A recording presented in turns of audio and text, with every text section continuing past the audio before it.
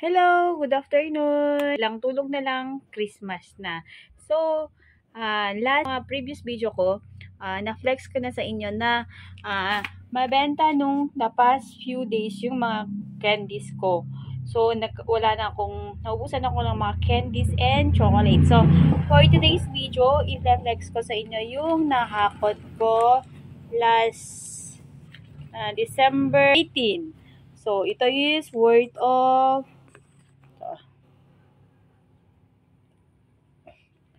1,920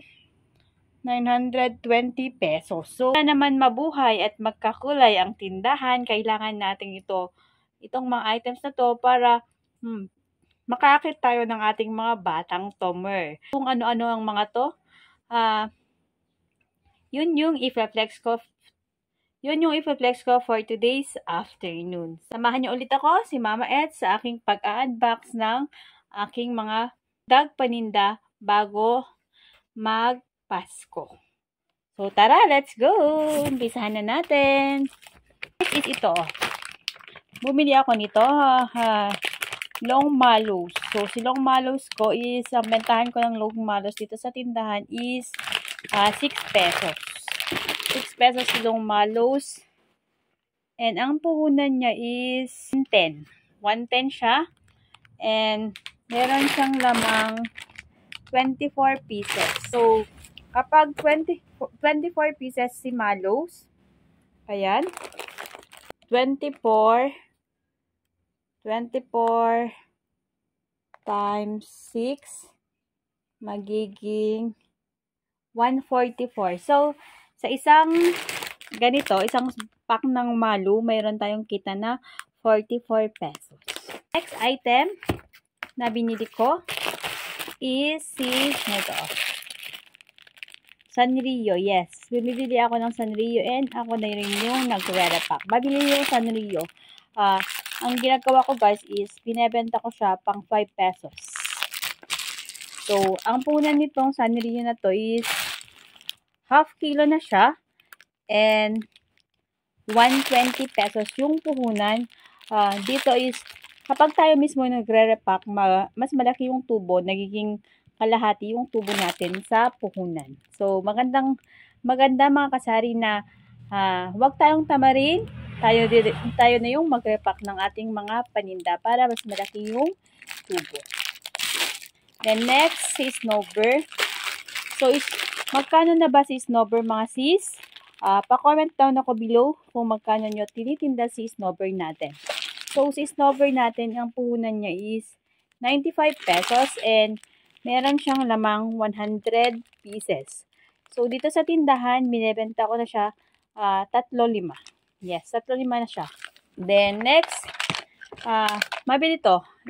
Isa to sa mga mabebentang items ngayong paparating yung Christmas and New Year. So, si Cola Choco natin is 90 pesos yung puhunan.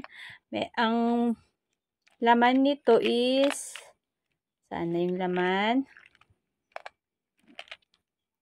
120 pieces. So, binebenta ko siya dito sa tindahan. 4-5 naman ditong si Gold Coin.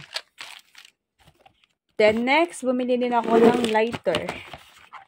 May benta rin akong lighter. Si lighter natin is, puhunan niya is 150 pesos. So, meron siyang lamang 250. Kapag binenta natin siya ng 15, kasi nga 15 yung bentahan, times 50, 15 times 50, magiging 750 siya. So, malaki yung kita sa mga ganitong items. Mas malaki yung kita natin sa mga lighters. Kumain na ako ng how-how. Si how-how natin, 4-5 na. 4-5 na din yung bentahan ko ng candy na how-how. Then, si Sisi, pang 5 pesos. Kumuha din ako ng isa. Ito mga nabili kong mga candy guys is talaga naman na nakakaganda ng tindahan and nakakaakit sa mga batang tomer ko. Then, of course, bumili din ako si Cola. Pang 5 pesos siya. Ang puhunan nito is nasa 100 pesos. And kapag nabenta natin to, meron tayong kalahating tubo kasi nga ang piraso nito is 30 pieces. So, pag nabenta, meron tayong 50 pesos na malinis na tubo. Then, kuha na din ako ng milk tea. Parehas sila, pang 5 pesos yung bentahan. Mayroon din ako mga ganito. Ito is 13 pesos yung bentahan ko. Kumuha na rin ako nito. Crunchy Mallow. Piso isa naman yung bentahan ko dito. Then, of course, hindi mawawala si gold coin ko. Bumili ako ng 1.2 kilo siya. And, plan ko i-repack ito para mas malaki yung tubo natin.